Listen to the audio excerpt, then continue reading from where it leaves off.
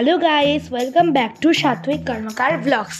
So guys, আমরা October মাসে গিয়েছিলাম বৃন্দাবনে। ফার্স্টে গিয়েছিলাম দিল্লি, দেন ওখান থেকে মথুরা, দেন ওখান থেকে বৃন্দাবন। সো গাইস, আমরা গিয়েছিলাম তেজাস এক্সপ্রেসে।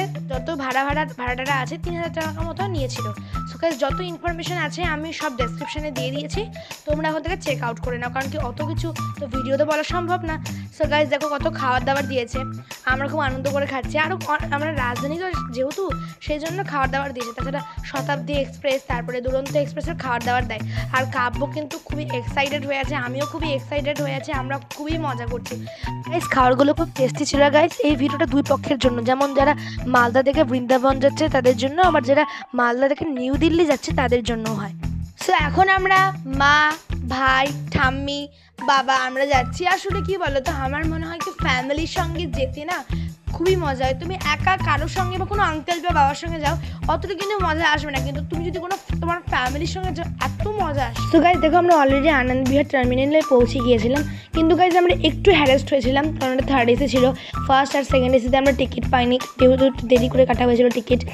আর গাইজ আমি প্রেফার করবো ফার্স্টে তোমরা হচ্ছে মালদা থেকে আমরা যাত্রা শুরু করেছিলাম। ওখান থেকে তেজাস এক্সপ্রেস, মানে দুপুরবেলা টাইমিং ছিল, ওখান থেকে 3,000 টাকা করে এক একজনের ভাড়া ছিল, ওটাতেই করে আমরা নিউ দিল্লি পৌঁছে গিয়েছিলাম। সো নিউ দিল্লিতে পৌঁছে গিয়ে আমরা অনেক মজা করেছিলাম, অনেক জায়গায় ঘুরেছিলাম, যেটা তোমাদেরকে দেখাবো। আর গাইস আমরা সীতা ইন্টারন্যাশনাল, ঠিক মানে পাহাড়গঞ্জে ওই হোটেলেতে স্টে করেছিলাম।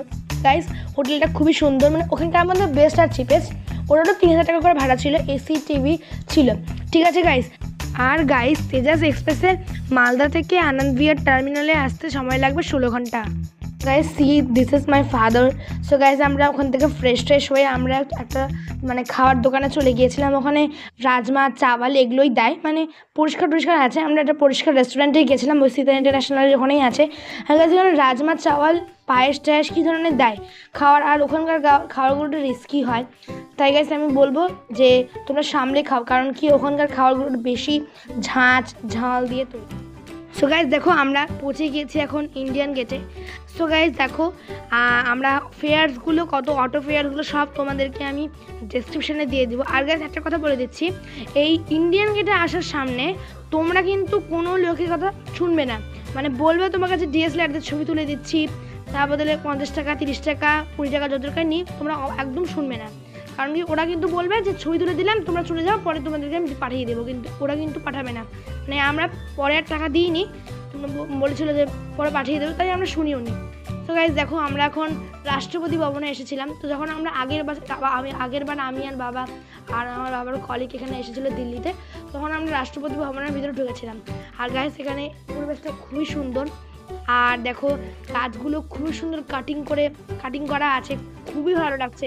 মানে দিল্লিতে এত পরিষ্কার জায়গা কোথাও নেই। এখানে চারিদিকে পুলিশ ঘুরে বেড়াচ্ছে, আর বানরগুলো ঘুরে বেড়াচ্ছে চারিদিকে, প্রচুর বানর আছে। মনে করো তোমরা কোনো ক্ষতিও করছে না, তোমার আশেপাশেই ঘুরে বেড়াচ্ছে, কিন্তু কোনো ক্ষতি কিন্তু তোমার করবে না ওরা, ঠিক আছে? ভয় পেও না, আমি প্রথমে ভয় পেয়েছিলাম। আর দেখো এত পরিষ্কার জায়গা, আমার এত ভালো লাগছে, চারিদিকে পুলিশ ঘুরে বেড়াচ্ছে। সো গাইস ওখান থেকে আমরা চলে গিয়েছিলাম অক্ষরধাম টেম্পলে। এত সুন্দর টেম্পল আমি কোনোদিনও দেখিনি, ভিতরে এত সুন্দর। ভিতরে যেহেতু ফোন অ্যালাউ করে না, তাই আমরা দেখাতেও পারলাম না, খালি ভিতরের চূড়াটা তোমাদের দেখাতে পারলাম। এত সুন্দর মন্দির, আমি মানে জাস্ট বলতে পারবো না, এত সুন্দর, মানে ব্যাখ্যা করা যায়। তো তারপরে গেছে আমরা ডমিনোসের পিৎজা খাচ্ছিলাম। ওখানে পাশেই ডমিনোসের স্টোর ছিল, বাট ওখানে আমরা গেলাম না, কারণ কি ওখানে গেলেই আরও ডাবল দাম নিচ্ছিল, মানে একবার খোঁজ করতে গিয়েছিল।